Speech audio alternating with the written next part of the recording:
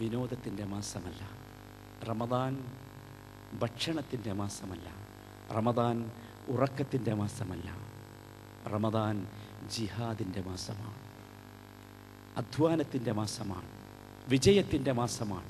കഠിനാധ്വാനത്തിൻ്റെ മാസമാണ്. ആര് പറഞ്ഞു? നിങ്ങൾക്കറിയില്ലേ ചരിത്രം? റമദാൻ നിർബന്ധമാക്കിയത് ഹിജ്റ ഏത് വർഷത്തിലാ? ഹിജ്റ 2ാമത്തെ വർഷം. ഹിജ്റ 2ാമത്തെ വർഷം ഇസ്ലാമിക ചരിത്രത്തിൽ ഒരു മഹാസംഭവം വേറെയുണ്ട്. അതേതാ? ഹിജ്റ 2ാം വർഷം ബദർ യുദ്ധം അല്ലേ? എന്താ ബദർ യുദ്ധം എന്ന് പറഞ്ഞാൽ? ബദർ യുദ്ധം എന്ന് പറഞ്ഞാൽ ഷിർക്കും തൗഹീദും ആദ്യമായി ഏറ്റുമുട്ടിയ യുദ്ധം അല്ലേ? മഹാനായ നബി കരീം സല്ലല്ലാഹു അലൈഹി വസല്ലം മദീനയിലേക്ക് വന്ന് 2 വർഷം മാത്രം സമയമായിട്ടുള്ളൂ. വല്ലാത്ത ശല്യം. ആരുടെ ശല്യം? ആ ശല്യം ഒഴിവാക്കാനാണ് അവിടെ നിന്ന് ഇങ്ങോട്ട് വന്നത്. മക്കയിൽ നിന്ന് നബി സല്ലല്ലാഹു അലൈഹി വസല്ലം പോകുന്നത് എന്തിനാ? മുശ്രിക്കുകളുടെ ശല്യം ഒഴിവാക്കാനാ. പക്ഷെ ഇവിടെയും ശല്യം. നോക്കണം സഹോദര, ആ ശല്യം തീർക്കാൻ മഹാനായ റബ്ബ് തിരഞ്ഞെടുത്തത് ശവ്വാൽ മാസമല്ല, മാറ്റിവെക്കാമായിരുന്നു റബ്ബിനത്. റമദാൻ ഒന്ന് കഴിഞ്ഞോട്ടെ. ഭയങ്കര ക്ഷീണല്ലേ? ജിഹാദിന് പറ്റൂല, യുദ്ധത്തിന് പറ്റൂല. റമദാൻ കഴിയട്ടെ, ശവ്വാലിലേക്കാം ആക്കാം, അല്ലെങ്കിൽ റമദാനിന്റെ മുമ്പാക്കാം, ശഅബാനിലാക്കാം. തീരുമാനിച്ചോ? ഇല്ല. റബ്ബിന്റെ തീരുമാനം എന്താ? അത് റമദാനിൽ നടത്താനാണ്. ഏത്? ആദ്യത്തെ യുദ്ധം.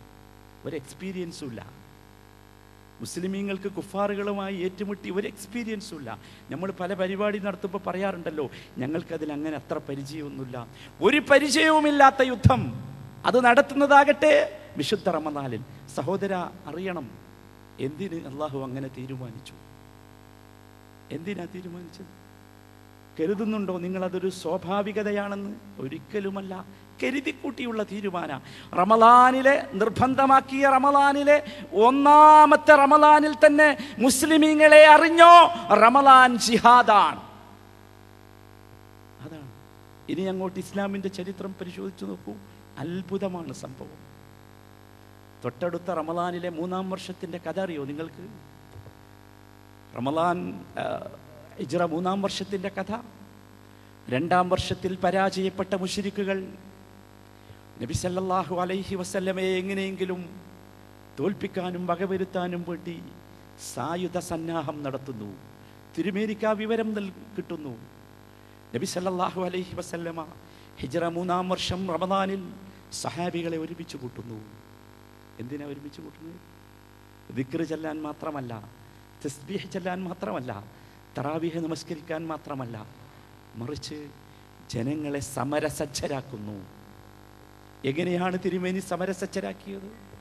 ഉഹദ് യുദ്ധം നടത്താൻ സമൂഹത്തെ നബി സല്ലല്ലാഹു അലൈഹി വസല്ലം സജ്ജമാക്കിയത് ഹിജ്റ 3ാം വർഷത്തിലാണ്. 3ാം വർഷത്തിലെ റമദാനിൽ. എങ്ങനെ സന്നദ്ധമാക്കി? കായികാഭ്യാസം കൊണ്ടല്ല. അല്ല, ജയിക്കും എന്നാണ് മുസ്ലിമീങ്ങളിലെ ഭൂരിഭാഗത്തിൻ്റെയും ധാരണ. ഇത് അന്ധവിശ്വാസം. യഥാർത്ഥ വിശ്വാസം എന്താ? അത് നമ്മൾ ബദറിൽ കണ്ടു അല്ലേ? ബദറിൽ കണ്ടു. അവിടെ നമ്മൾ RSSകാരൻ ധരിക്കുന്ന കുപ്പായവും പാൻറ്റും ധരിച്ചിട്ടില്ല. ധരിച്ചിട്ടുണ്ടോ? ഇല്ല. നബി സല്ലല്ലാഹു അലൈഹി വസല്ലമ പിശാചിന്റെ കുഴലൂത്തെന്ന് വിളിച്ച കുഴലൂത്തും ചണ്ടയുമായി മാർച്ച് നടത്തിയിട്ടില്ല തിരുമേനി ബദറിൽ. നടത്തിയോ? എന്തിനാ അവിടെ നടത്തുന്നത്? നടത്തുന്നത് എന്തിനാണോ? തുർഹിബൂന ബിഹി അദുവല്ലാഹി വഅദുവക്കും. ആയത്താ. ഞങ്ങളുടെ മാർച്ച്, ഞങ്ങളുടെ ഫ്രീഡം പരേഡ് അള്ളാഹുവിന്റെ ശത്രുവിനെ പേടിപ്പിക്കാനാണത്രേ. തിരുമേനി സല്ലല്ലാഹു അലൈഹി വസല്ലമ ബദർ യുദ്ധത്തിൽ തോറ്റ് ഉഹദ് യുദ്ധത്തിന് തയ്യാറെടുക്കുന്ന മുശ്രിക്കുകളോട് പകരം ചോദിക്കാൻ റമദാനിൽ ഫ്രീഡം പരേഡ് നടത്തുകയല്ല ചെയ്തത്. ഈമാൻ ഉണ്ടാക്കി. ശക്തിയുള്ള ഈമാൻ. ദീർഘമായ നമസ്കാരത്തിലൂടെ, ഇസ്തിഗ്ഫാറിലൂടെ, തസ്ബീഹിലൂടെ, ദിക്റിലൂടെ, സദഖയിലൂടെ, സക്കാത്തിലൂടെ. എന്ത് ശക്തിയുള്ള ഈമാനാണ് ഉണ്ടായത്! വല്ലാത്ത ഈമാൻ, ശക്തിയുള്ള ഈമാൻ. തുടർന്നങ്ങോട്ട് നബി സല്ലല്ലാഹു അലൈഹി വസല്ലമയുടെ ജീവിതത്തിലേക്ക് വരൂ. ഹിജ്റ 7-ാം വർഷം മദീനയിൽ ഒരൽപ്പം സമാധാനമുള്ള കാലമാണ്. മുനാഫിക്കുകളുടെയും ക്രിസ്ത്യാനികളുടെയും ജൂതന്മാരുടെയും മക്കയിലെ മുശ്രിക്കുകളുടെയും ശല്യം കെട്ടടങ്ങിയ സമയം. അറിയാമല്ലോ ചരിത്രം. അപ്പോഴും മദീനയിലെ ഒരു പ്രാന്തപ്രദേശത്ത് നിന്ന് അബ്ദുല്ലാഹിബ്നു സഅലബ, ബനു അബ്ദുല്ലാഹിബ്നു സഅലബ താമസിക്കുന്ന മലഞ്ചെരുവിൽ നിന്ന് കുറേ ഫിത്ന. നബി സല്ലല്ലാഹു അലൈഹി വസല്ലമ ഗാലിബ് ഇബ്നു അബ്ദുല്ലാ റളിയല്ലാഹു അൻഹുവിൻ്റെ നേതൃത്വത്തിൽ 130 ആളുകൾ അടങ്ങുന്ന ഒരു സൈന്യത്തെ ആ മലപ്രദേശത്തേക്ക് നിയോഗിച്ചു. മദീനയിലെ അവസാനത്തെ ശല്യവും തീരണം, സ്വസ്ഥമായി മദീനയിൽ ജനങ്ങൾക്ക് ജീവിക്കാനാവണം, സമാധാനത്തോടുകൂടി ജീവിക്കാൻ. നബി സല്ലല്ലാഹു അലൈഹി വസല്ലമ ഹിജ്റ 7-ാം വർഷം ബനൂ സഅലബയുടെ ശല്യം തീർക്കാൻ തെരഞ്ഞെടുത്തത് റമദാൻ മാസമായിരുന്നു. വിജയിച്ചു അവർ. ഇനി വരൂ, ഹിജ്റ 8-ാം വർഷം ചരിത്രപ്രസിദ്ധമായ മക്ക വിജയം. അതൊരു സംഭവമല്ലേ? മക്ക വിജയത്തിൻ്റെ ചരിത്രം നമുക്കറിയില്ലേ? തൊട്ടു മുമ്പുള്ള വർഷം നബി സല്ലല്ലാഹു അലൈഹി വസല്ലമ വല്ലാത്ത ആഗ്രഹത്തോടെ കഅബ കാണാനുള്ള, തവാഫ് ചെയ്യാനുള്ള, സഅയ് ചെയ്യാനുള്ള, റബ്ബിൻ്റെ അതിഥിയായി മക്കയിലേക്ക് എത്താനുള്ള ആവേശത്തോടുകൂടി നബി സല്ലല്ലാഹു അലൈഹി വസല്ലമ മക്കയിലേക്ക് ചെല്ലുന്നു. മക്കയിൽ നിന്ന് 20 കിലോമീറ്റർ അകലെ ഷുമൈസി എന്ന പ്രദേശത്ത് വച്ച് നബി സല്ലല്ലാഹു അലൈഹി വസല്ലമ തടയപ്പെടുന്നു. മുശ്രിക്കുകൾ തടഞ്ഞു എന്ന് പറയാം. ചരിത്രം ഞാൻ പറയുന്നില്ല, നിങ്ങളുടെ ഓർമ്മയിലുണ്ടാകും. വല്ലാത്ത വിമ്മിഷ്ടമായിരുന്നു തിരിച്ചു പോകാൻ സഹാബത്തിന്. അള്ളാഹുവിൻ്റെ കൽപ്പന പ്രകാരം ഹുദൈബിയ സന്ധി സംഭവിക്കുന്നു. ചരിത്രം ഒരോർമ്മയ്ക്ക് വേണ്ടി മാത്രം ഞാൻ പറഞ്ഞു പോവുകയാണ്. ആ ഹുദൈബിയ സന്ധി കഴിഞ്ഞിട്ട് പോലും അള്ളാഹുവിൻ്റെ റസൂലിൻ്റെ കൂടെ വന്ന സഹാബികളിൽ ഭൂരിഭാഗത്തിനും മടങ്ങിപ്പോകാൻ ഒരു വിമ്മിഷ്ടം, വൈമനസ്യം. മഹാനായ ഉമർ ഇബ്നുൽ ഖത്താബ് റളിയല്ലാഹു അൻഹു അടക്കം വീരനും ശൂരനുമായ ഉമർ അബൂബക്കർ സിദ്ദീഖിന്റെ മുഖത്ത് നോക്കി ചോദിച്ചു, എന്താണ് അബൂബക്കർ, ഈ മാതിരിയുള്ള ഒരു അപമാനവും പേറിയാണോ തിരിച്ചു പോകുന്നത്? കഅബ നമ്മുടേതല്ലേ, ബൈത്ത് നമ്മുടേതല്ലേ, മക്ക നമ്മുടേതല്ലേ? അതെ, നമ്മുടേതാണ്. തിരിഞ്ഞു നടക്കടാ, അള്ളാന്റെ റസൂലിന്റെ കൽപ്പനയെ തിരിഞ്ഞു നടക്ക് എന്ന് പറഞ്ഞൊരൊറ്റ ഉന്ത. പക്ഷേ അപ്പോഴും അള്ളാഹുവിൻ്റെ റസൂലിൻ്റെ മനസ്സ് വിങ്ങിപ്പൊട്ടുന്നുണ്ടായിരുന്നു. ആ യാത്രയിൽ നബി സല്ലല്ലാഹു അലൈഹി വസല്ലം ഒരു സ്വപ്നം കാണുന്നു. ആ സ്വപ്നത്തിൽ പരിശുദ്ധ ഖുർആന്റെ വാചകങ്ങൾ തിരുമേനിക്ക് വരുന്നു. ലതദ്ഖുലന്നൽ മസ്ജിദൽ ഹറാം, ലതദ്ഖുലന്നൽ മസ്ജിദൽ ഹറാം ഇൻഷാ അല്ലാഹു ആമിനീൻ. അല്ലാഹു ഉദ്ദേശിച്ചാൽ തീർച്ചയായും മുഹമ്മദ് നബി അങ്ങ് മസ്ജിദുൽ ഹറാമിൽ നിർഭയത്വത്തോടുകൂടി പ്രവേശിക്കുക തന്നെ ചെയ്യും. അള്ളാഹുവിൻ്റെ സന്തോഷ വാർത്ത നബി സല്ലല്ലാഹു അലൈഹി വസല്ലമക്ക് സമാധാനമായി. ഹിജ്റ 8-ാം വർഷം ലക്ഷക്കണക്കിന് വരുന്ന സഹാബത്തിൻ്റെ അകമ്പടിയോടുകൂടി മുഹമ്മദ് മുസ്തഫ തങ്ങൾ മക്കയിലേക്ക് കടന്നു വന്നപ്പോൾ പ്രത്യക്ഷത്തിൽ തടുക്കാൻ ആരുമുണ്ടായില്ല. ഒരു റമദാൻ മാസമാണത്. ഹിജ്റ 8-ാം വർഷത്തിലെ റമദാൻ. നബി സല്ലല്ലാഹു അലൈഹി വസല്ലമ 8 വർഷം മുമ്പ് മക്കയിൽ നിന്ന് വിടവാങ്ങുമ്പോൾ, മക്കയിൽ നിന്ന് യാത്ര പോകേണ്ടി വന്നപ്പോൾ, അവസാനമായി മദീനയിലെത്തുന്നതിന് മുമ്പ് മക്കയുടെ നേർക്ക് തിരിഞ്ഞു നിന്നുകൊണ്ട് കണ്ണീരൊലിപ്പിച്ചുകൊണ്ട് പറഞ്ഞ ഒരു വർത്തമാനമുണ്ട്. മക്കയെ അദ്ദേഹം പേരെടുത്ത് വിളിച്ചു, അല്ലയോ പ്രിയപ്പെട്ട മക്ക, നീ എൻ്റെ പ്രിയപ്പെട്ട രാജ്യമാണ്, നീ എൻ്റെ മനസ്സിലെ മുത്താണ്.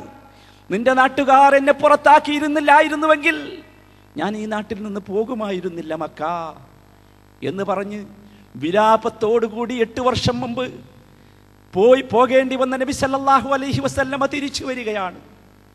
ലക്ഷക്കണക്കിന് വരുന്ന സഹാബത്തിൻ്റെ എതിർക്കാനില്ല. അല്ലേ? കുറച്ചാളുകൾ മാത്രം ഒരു ചെറിയ പ്ലാൻ ഇട്ടു. എന്താ പ്ലാൻ എന്നോ?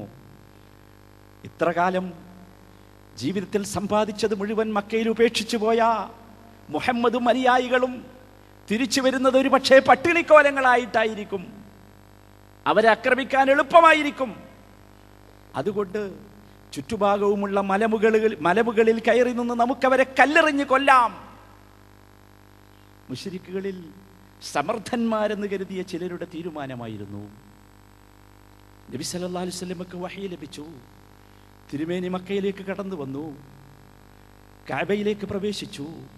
അവിടെയുള്ള മുഴുവൻ ബിംബങ്ങളെയും എടുത്ത് പുറത്തേക്ക് വലിച്ചെറിഞ്ഞു, അവയൊക്കെ നശിപ്പിച്ചു. എന്നിട്ട് നബി സല്ലല്ലാഹു അലൈഹി വസല്ലമ കഅബ തവാഫ് ചെയ്യാൻ തുടങ്ങുന്നു. കഅബ തവാഫ് ചെയ്യാൻ തുടങ്ങിയപ്പോൾ അള്ളാഹുവിൻ്റെ റസൂൽ ധരിച്ച പുതപ്പുണ്ടായിരുന്നല്ലോ, പുതപ്പ്. ആ പുതപ്പ് നബി സല്ലല്ലാഹു അലൈഹി വസല്ലമ ഈ വലത് കൈ ഒഴിവാക്കി വലത് കക്ഷത്തിലൂടെ ഇട്ടു. ഈ വലത് കൈ പുറത്തേക്ക് കാണുന്ന രൂപത്തിൽ. ഇന്നും ഹാജിമാരത് ചെയ്തുകൊണ്ടിരിക്കുന്നു. വെറുതെ സംഭവിച്ചതാണെന്ന് നിങ്ങൾ കരുതിയോ? എപ്പോഴെങ്കിലും ഉംറക്ക് പോയപ്പോ നമ്മുടെ മനസ്സിൽ ആ ചരിത്രം കടന്നു വന്നോ? തീർന്നില്ല. നബി സല്ലല്ലാഹു അലൈഹി വസല്ലമ സഹാബത്തിനോട് കൽപ്പിച്ചു, ആദ്യത്തെ 3 റൗണ്ടിൽ നിങ്ങളൊരൽപ്പം സ്പീഡിൽ നടക്കണം. ആലോചിച്ചു നോക്കൂ, ലക്ഷക്കണക്കിന് മനുഷ്യന്മാർ, ആയിരക്കണക്കിന് മനുഷ്യന്മാർ, തിരുമേനിയുടെ സഹാബികൾ ഈ ഭാഗം ഒഴിവാക്കി ദ്രുതഗതിയിൽ സ്പീഡിൽ അവരുടെ ശക്തിയുള്ള അവരുടെ വലങ്കൈ കാണിച്ച് തവാഫ് ചെയ്യുന്നു. ജബൽ ഉമർ അടക്കമുള്ള നിങ്ങൾ കഅബയിൽ മതാഫിൽ നിന്നാൽ കാണുന്ന സകലമാന മലകളിലും കല്ലുമായി കാത്തുനിന്ന മുശ്രിക്കുകളുടെ കൈകളിലുള്ള കല്ലുകൾ താനെ താഴെ വീണു. ഇല്ല, നമുക്കിവരെ നശിപ്പിക്കാൻ സാധ്യമല്ല. നബി സല്ലല്ലാഹു അലൈഹി വസല്ലമ ആ തവാഫ് കഴിഞ്ഞു പോകുന്നത് സഅയ് നടത്താനാണ്. സഫയിലേക്ക് തിരുമേനി കയറുന്നു. ഇന്നും സഫയിലേക്ക് കയറുമ്പോൾ ഞാനും നിങ്ങളും ചൊല്ലുന്ന ഒരു ദിക്റില്ലേ, ആലോചിച്ചിട്ടുണ്ടോ നിങ്ങൾ ആ ദിക്ർ ചൊല്ലുന്നത് എങ്ങനെയാണെന്ന്? എപ്പോഴായിരുന്നു അത് തുടങ്ങിയത്? ലാ ഇലാഹ ഇല്ലല്ലാഹ് അല്ലാഹു അക്ബർ, ലാ ഇലാഹ ഇല്ലല്ലാഹ് വഹ്ദഹു ലാ ശരീക ലഹു ലഹുൽ മുൽക്കു വലഹുൽ ഹംദ് വഹുവ അലാ കുല്ലി ഷൈഇൻ ഖദീർ. അർത്ഥം പറയണ്ടല്ലോ, എല്ലാവർക്കും അറിയാമോ. എന്താ സംഭവം? സഫയുടെയും മർവയുടെയും സഫാ മർവ കുന്നുകളുടെ പിന്നിൽ നബി സല്ലല്ലാഹു അലൈഹി വസല്ലമയെയും സഹാബികളെയും എങ്ങനെയെങ്കിലും വഞ്ചനയിലെങ്കിലും വകവരുത്തണം എന്ന വിചാരത്തോടു കൂടി വലിയ വലിയ പാറക്കഷ്ണങ്ങളുമായി കാത്തു നിൽക്കുന്ന മുശ്രിക്കുകൾ. നബി തിരുമേനിക്ക് വഹ്യ് ലഭിക്കുന്നു, അവരവിടെ കാത്തു നിൽക്കുന്നു എന്ന വിവരം നബി സല്ലല്ലാഹു അലൈഹി വസല്ലമ സഫയുടെ മുകളിൽ വെച്ച് വിളിച്ചു പറയുന്നു, ലാ ഇലാഹ ഇല്ലല്ലാഹ് അല്ലാഹു അക്ബർ.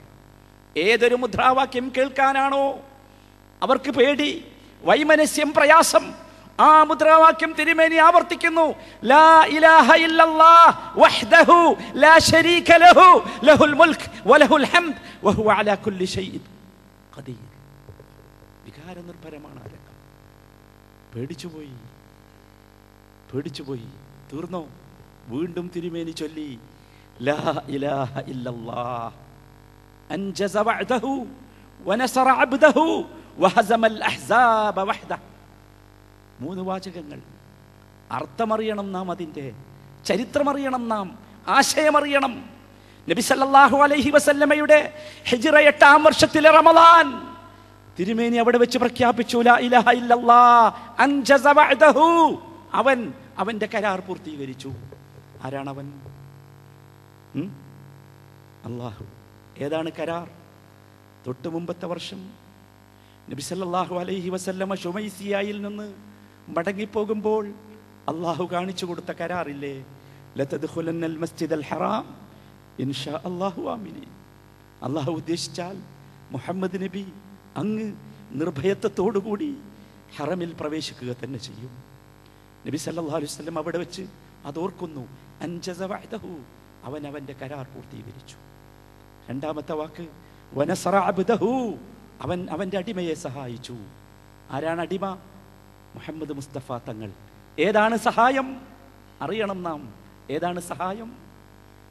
ഓർക്കുന്നില്ലേ നിങ്ങൾ?